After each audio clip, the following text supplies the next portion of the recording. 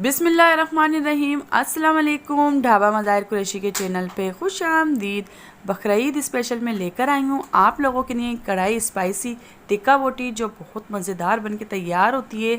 इसको सब ने बहुत शौक़ से खाया था। इसको दावतों में और बनाएं और घर में बनाकर खिलाएं, आपकी तारीफ़ होएगी और ये बहुत मज़ेदार बनेगा। इसकी एक एक बोटी बहुत जूसी और बहुत मज़ेदार बनी थी। तो यहाँ पर मैंने बीफ का गोश्त लिया है। यहाँ पर मैंने तकरीबन 1 किलो बीफ का गोश्त लिया और उसकी बोटियाँ मैंने छोटी कर ली हैं क्यूब्स स्टाइल में, और इसको मैंने 2 से 3 बार धो लिया था अच्छे तरीके से। यहाँ मैंने 2 टीस्पून लहसुन अदरक का पेस्ट ऐड करा है। यहाँ मैं हल्दी हाफ़ टी स्पून, बहुत कम मसालों से तैयार होगा ये। नमक मेरा हाफ़ टी स्पून, कुटी मिर्चें 1 टीस्पून। यहाँ मेरा टिक्का बोटी मसाला है जो मैं आपको अनकरीब जल्दी सिखाऊंगी। ये मेरा घर का बनाया हुआ है। और यहाँ पर मैंने दही 4 टीस्पून ऐड करा है और टिक्का मसाला मैंने 1 टीस्पून ऐड करा है। और यहाँ मैंने टार्ट्रिक एसिड ऐड करा है क्वार्टर, और क्वार्टर ही मैंने कश्मीरी लाल मिर्चें ऐड करी हैं, क्योंकि मैं कुटी मिर्चें ऐड कर चुकी हूँ। तो ये कलर के लिए मैंने सिर्फ ऐड करी हैं। और यहाँ मैं गरम मसाला ऐड नहीं करूँगी, क्योंकि मेरा टिक्का बोटी मसाले में गरम मसाला पहले से ही ऐड हुआ है।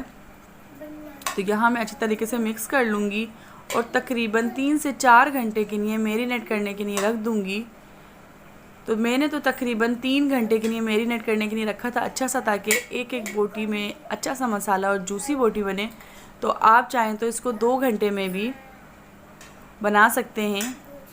अच्छा, यहाँ पर आप जो है मटन में भी और बीफ में भी और चिकन में भी यही सेम स्टाइल में बना सकते हैं।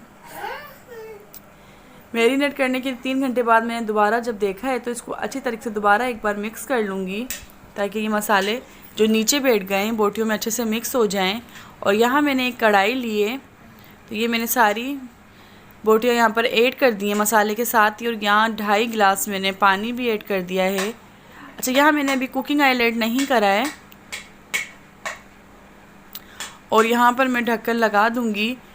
और तकरीबन मैंने 30 मिनट के बाद चेक करा था, तो यहाँ पर अभी थोड़ा पानी था। तो एक बार मैं इसको अच्छी तरीके से दोबारा मिक्स कर दूँगी, ताकि ये बोटियाँ नीचे से लग नहीं जाएं।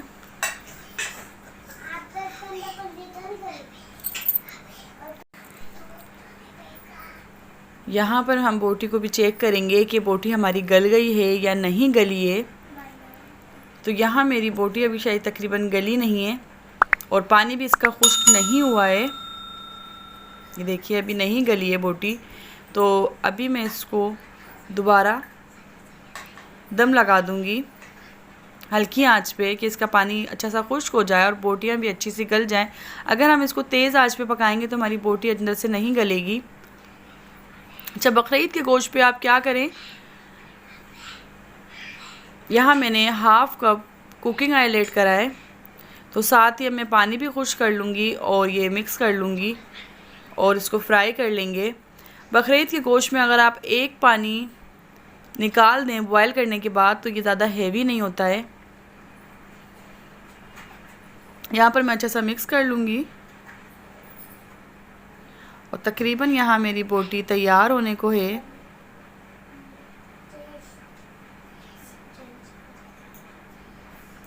मैंने यहाँ पर कुछ हरी मिर्चें भी ऐड करी हैं, क्योंकि हरी मिर्चों की बहुत प्यारी सी खुशबू आती है। यहाँ नमक मिर्च सब मैंने चेक कर लिया है, तो ये बहुत अच्छा सा जायका आया है और बहुत अच्छा बना था। तो आप इसको दावतों में भी सर्व कर सकते हैं, घर में बना के सर्व कर सकते हैं।